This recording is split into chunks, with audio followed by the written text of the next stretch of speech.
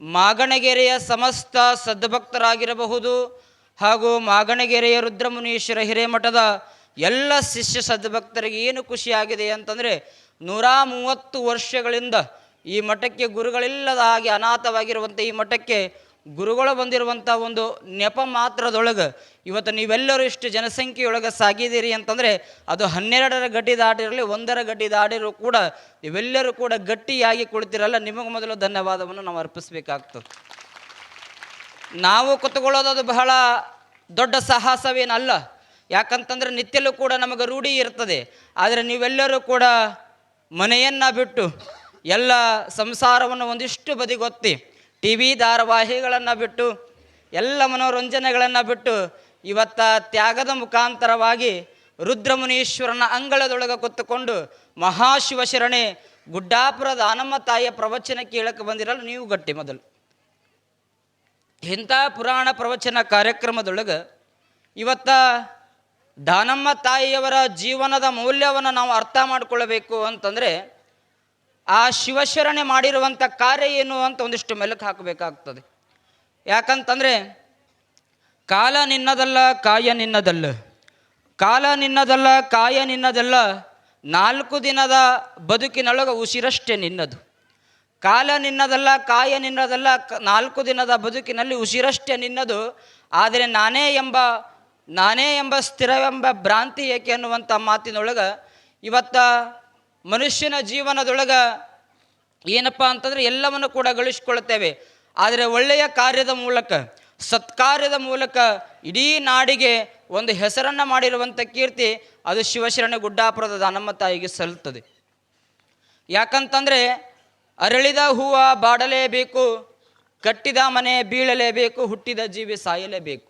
ಆದರೆ ಸಾಯುವ ಮುನ್ನ ಒಳ್ಳೆಯ ಸತ್ಕಾರ್ಯವನ್ನು ಮಾಡಿ ಒಳ್ಳೆಯ ಕಾರ್ಯದ ಮುಖಾಂತರವಾಗಿ ಇಡೀ ನಾಡಿಗೆ ಹೆಸರಾದಂಥ ಕೀರ್ತಿ ಅದು ದಾನಮ್ಮ ತಾಯಿಗೆ ಸಲ್ಲುತ್ತದೆ.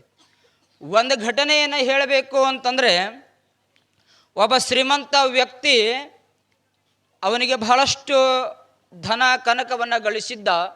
ಒಂದಿಷ್ಟು ಅನಾರೋಗ್ಯ ಬಂದು ಅವನಿಗೆ ಆಯುಷ್ಯ ಕಡಿಮೆಯಾಗಿ ಅನಾರೋಗ್ಯದಿಂದ ಬಳಲಿರುವಂಥ ಸಂದರ್ಭದೊಳಗೆ ಅವನೊಂದು ವಿಲ್ ಪತ್ರವನ್ನು ಬರೀತಾನೆ.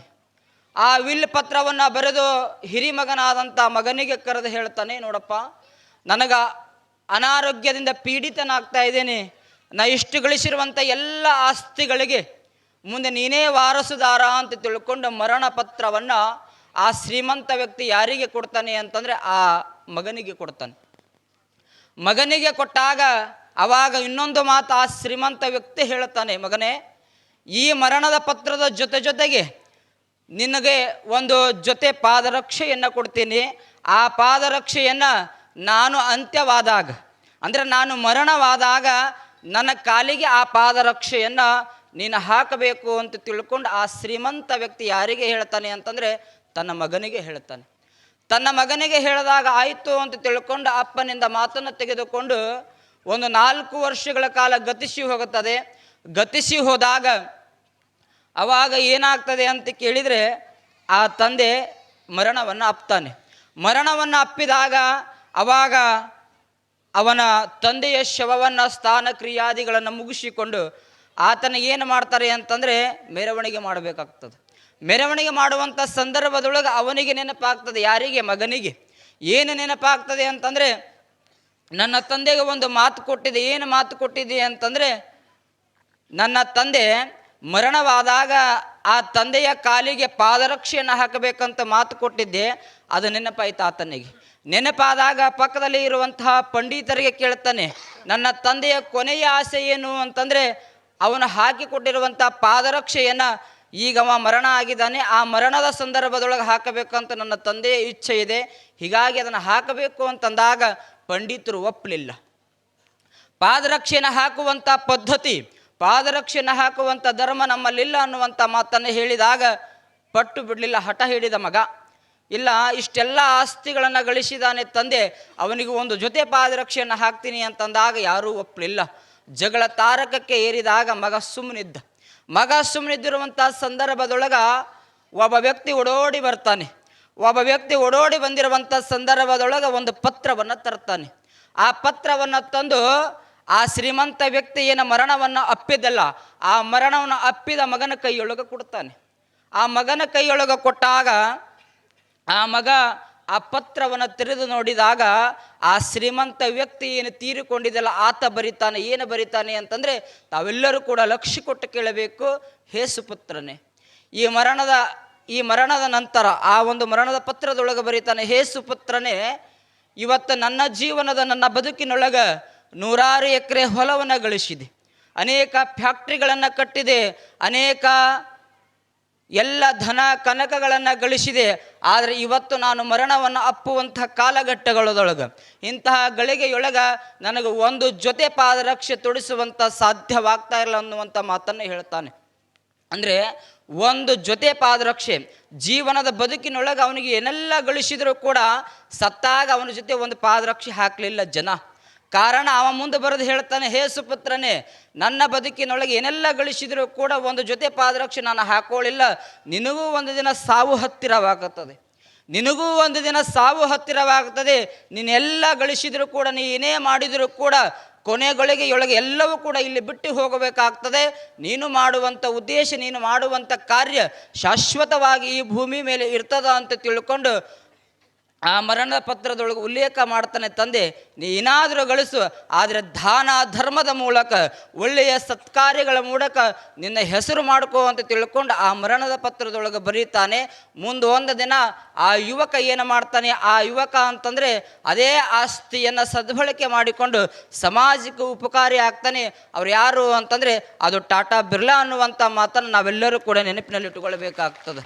ಹೇಳುವಂಥ ಉದ್ದೇಶ ಇಷ್ಟೇ, ಮನುಷ್ಯ ಎಷ್ಟೇ ಸಿರಿ ಸಂಪದಗಳನ್ನು ಗಳಿಸಿದರೂ ಕೂಡ ಅವನು ಮಾಡುವಂಥ ಒಳ್ಳೆಯ ಕಾರ್ಯ, ಅವನು ಮಾಡಿರುವಂಥ ಒಳ್ಳೆಯ ಸತ್ಕಾರ್ಯಗಳು ಮಾತ್ರ ನಮ್ಮ ಜೊತೆ ಬರಲಿಕ್ಕೆ ಸಾಧ್ಯ ಇದಾವೆ ಅನ್ನುವಂಥ ಮಾತನ್ನು ಈ ಸಂದರ್ಭದೊಳಗೆ ಹೇಳ್ತಾ, ಮತ್ತು ನಿನ್ನೆಯ ದಿವಸ ನಮ್ಮ ಶ್ರೀಮಠದ ಶಿಷ್ಯ ಸದ್ಭಕ್ತಳಾದ ಮಾತೋಶ್ರೀಯವರು, ಬೋರಮ್ಮ ತಾಯಿಯವರು ಅವರ ಮನೆಗೆ ಹೋದಾಗ ಅವ್ರು ಹೇಳಿದರು, ಯಪ್ಪ ನಿನಗೆ ನಾನು ತಿಜೂರಿಯನ್ನು ಕೊಡಿಸ್ತೀನಿ ಅಂತಂದಾಗ ನಾ ಅಂದೆ, ಇಲ್ಲವ ತಿಜೂರಿ ಬೇಡ, ಏನೂ ಬೇಡ, ನಿನ್ನ ಏನು ಧನ ಕಾಣಿಕೆಯನ್ನು ಕೊಟ್ಟು ಬಿಡು ಮಠಕ್ಕೆ ಅಂತ ನಾ ಅಂದಾಗ, ಇಲ್ಲಪ್ಪ ನಾನು ತಿಜೂರಿಯನ್ನು ಕೊಡಿಸ್ತೀನಿ ಅಂತ ಹಠ ಹಿಡಿದಾಗ, ಆಯಿತು ಅಂತ ನಿನ್ನ ಮನಸ್ಸಿಚ್ಛೆ ಅಂತ ತಿಳ್ಕೊಂಡು ಹೇಳಿದಾಗ ಅಕ್ತಿ ಭಕ್ತಿ ಎಷ್ಟು ದೊಡ್ಡದು ಅಂತ ನಾವು ತಿಳ್ಕೊಳ್ಬೇಕಾಗ್ತದೆ. ಇವತ್ತು ಎಷ್ಟೇ ಶ್ರೀಮಂತಿಕೆ ಇದ್ರೂ ಕೊಡುವಂಥ ಮನಸ್ಸು ಬೇಕಲ್ಲ, ಆ ಮನಸ್ಸನ್ನು ಆ ತಾಯಿ ಮಾಡಿದ್ದಾಳೆ. ಮತ್ತು ಅದ್ರ ಜೊತೆಗೆ ಇವತ್ತು ಫ್ರಿಜ್ಜನ್ನು ಒಬ್ಬರು ಕೂಡ ದಾನ ಮಾಡಿದ್ದಾರೆ. ಇಂತಹ ದಾನಿಗಳ ಊರಿಗೆ ನಾವು ಬಂದೇವಲ್ಲ, ನಿಜವಾಗಲೂ ಕೂಡ ಬಹಳಷ್ಟು ಖುಷಿ ಅನ್ನಿಸ್ತದೆ. ಈಗಾಗಲೇ ನಮ್ಮ ಶಾಸ್ತ್ರಿಗಳವರು ಹೇಳಿದರು, ಏನು ಹೇಳಿದರು ಅಂತ ಕೇಳಿದರೆ, ಇವತ್ತಿಗೆ ಕರೆಕ್ಟು 3 ತಿಂಗಳಾಯಿತು ನಾವು ಉತ್ತರಾಧಿಕಾರಿ ಆಯ್ಕೆಯಾಗಿ. ಹುಣ್ಣಿಮೆ ದಿವಸದ ಸಂದರ್ಭದೊಳಗೆ ನಾವು ಪೀಠಕ್ಕೆ ಬಂದಾಗ ಸುಮ್ಮನೆ ದರ್ಶನಕ್ಕೆ ಬಂದಿದ್ದೇವೆ. ನಾವು ಮಾಗಣಗೆರೆ ಮಠಕ್ಕೆ ಭಕ್ತರು ಬಂದಾರ, ಉತ್ತರಾಧಿಕಾರಿ ಆಯ್ಕೆ ಮಾಡ್ಕೊಳ್ತಾರೆ ಅನ್ನುವಂಥ ಭಾವ ಇರಲಿಲ್ಲ. ಸುಮ್ಮನೆ ದರ್ಶನಗೋಸ್ಕರ ಬಂದಂಥ ನಮಗಳನ್ನು ಜಗದ್ಗುರು ಮಹಾಸನ್ನಿಧಾನಗಳವರು ಕರೆದು ಏನು ಮಾಡಿದರು ಅಂತಂದರೆ, ತಕ್ಷಣವೇ ಆಗಿಂದಾಗಿ ಒಂದೇ ಸೆಕೆಂಡಿನೊಳಗೆ ಮಾಗಣಗೆರೆ ರುದ್ರಮುನೀಶ್ವರ ಹಿರೇಮಠದ ಉತ್ತರಾಧಿಕಾರಿ ಅಂತ ಆಯ್ಕೆ ಮಾಡಿದರು. ಆದರೆ ನನಗೆ ದಿಕ್ಕು ತೋಚದಂಗಾಯಿತು. ಯಾಕೋ ಅಂತ ಕೇಳಿದರೆ, ಇವತ್ತ ಎಷ್ಟೋ ಜನ ನನ್ನ ಸ್ನೇಹಿತರದಾರೆ, ಎಷ್ಟೋ ಜನ ಗೆಳೆಯರು ಮಠಾಧೀಶರಾಗಿದ್ದಾರೆ. ಆ ಮಠಕ್ಕೆ ಆಗುವಕ್ಕಿಂತ ಪೂರ್ವದೊಳಗೆ ಆ ಮಠದೊಳಗೆ ಕೇವಲ 6 ತಿಂಗಳು ಇರ್ತಾರೆ. ಮೊದಲು ಹೋಗಿ 6 ತಿಂಗಳು ಇದ್ದ ನಂತರ ಆ ಮಠವನ್ನು, ಆ ಮಠದ ಜನರ ಶಿಷ್ಯ ಸದ್ಭಕ್ತರ ಎಲ್ಲ ಭಾವನೆಗಳನ್ನು ಒಪ್ಪಿಕೊಂಡು ಆಮೇಲೆ ಮಠಕ್ಕೆ ಹೂ ಅಂತಾರೆ. ಆದರೆ ನನಗೇನು ಅನ್ನಿಸ್ತು ಅಂತಂದರೆ, ಸತತ 6.5 ವರ್ಷಗಳ ಕಾಲ ನನಗೆ ಅನ್ನವನ್ನು ಕೊಟ್ಟು, ವಸ್ತ್ರವನ್ನು ಕೊಟ್ಟು, ನನಗೆ ಆಶ್ರಯವನ್ನು ಕೊಟ್ಟಿರುವಂಥ ಜಗದ್ಗುರು ಮಹಾಸನ್ನಿಧಾನಗಳವರು ನನಗೆ ಏನು ಮಾಡ್ತಾರೆ ಅಂತಂದರೆ, ಒಳ್ಳೆಯದನ್ನೇ ಮಾಡ್ತಾರೆ ಹೊರತು ಕೆಟ್ಟದ್ದನ್ನು ಯಾವತ್ತಿಗೂ ಕೂಡ ನನ್ನ ಗುರು ಮಾಡೋದಿಲ್ಲ ಅಂತ ತಿಳ್ಕೊಂಡು ಒಂದೇ ಮಾತಿಗೆ ಹೂ ಅಂದ ತಕ್ಷಣ ಗುರುಗಳು ಏನೂ ಕೇಳಿಲ್ಲ. ಆಯಿತು, ಮಾಗಣಗೆರೆ ಮಠಕ್ಕೆ ನೀನು ಆಗ್ತೀನಿ ಅಂತಂದಾಗ ಮಾಗಣಗೆರೆ ಯಾವ ಜಿಲ್ಲೆಯೊಳಗೆ ಬರ್ತದೆ ಅನ್ನೋದು ಗೊತ್ತಿದ್ದಿದ್ದಿಲ್ಲ ನನಗೆ. ಗೊತ್ತಿಲ್ಲದಿರುವಂಥ ಸಂದರ್ಭದೊಳಗೆ ಯಾವಾಗ ಉತ್ತರಾಧಿಕಾರಿ ಆಯ್ಕೆ ಆಗಿ ಬಂದಾಗ ಅಲ್ಲಿ ಆರ್ಚ್ ಹಿಡ್ಕೊಂಡು ಇಲ್ಲಿ ತನಕ ಬಂದಾಗ ರಸ್ತೆಯನ್ನು ನೋಡಿದಾಗ ರಸ್ತೆಗಳು ಕಚ್ಚಾದಾವೆ, ಆದರೆ ರಸ್ತೆಗಳು ಒಡೆದು ಹೋಗಿದ್ದಾವೆ. ಆದರೆ ಮಾಗಣಗೆರೆಯ ಭಕ್ತರ ಹೃದಯ ಭಕ್ತಿ ಯಾವತ್ತಿಗೂ ಕೂಡ ಒಡೆದು ಹೋಗೋದಿಲ್ಲ ಅನ್ನೋದಕ್ಕೆ ಈ ಒಂದು ಭಕ್ತಿಯ ಸಾಗರವೇ ಶ್ರೇಷ್ಠ ಅನ್ನುವಂಥ ಮಾತನ್ನು ಈ ಸಂದರ್ಭದೊಳಗೆ ಹೇಳಲಿಕ್ಕೆ ಇಚ್ಛೆ ಪಡ್ತೇನೆ. ವಿಶೇಷವಾಗಿ ನಮ್ಮ ಮಡಿವಾಳೆಯ ಶಾಸ್ತ್ರಿಗಳು ಬಹಳಷ್ಟು ಅವಸರ ಮಾಡ್ತಾ ಇದ್ದಾರೆ.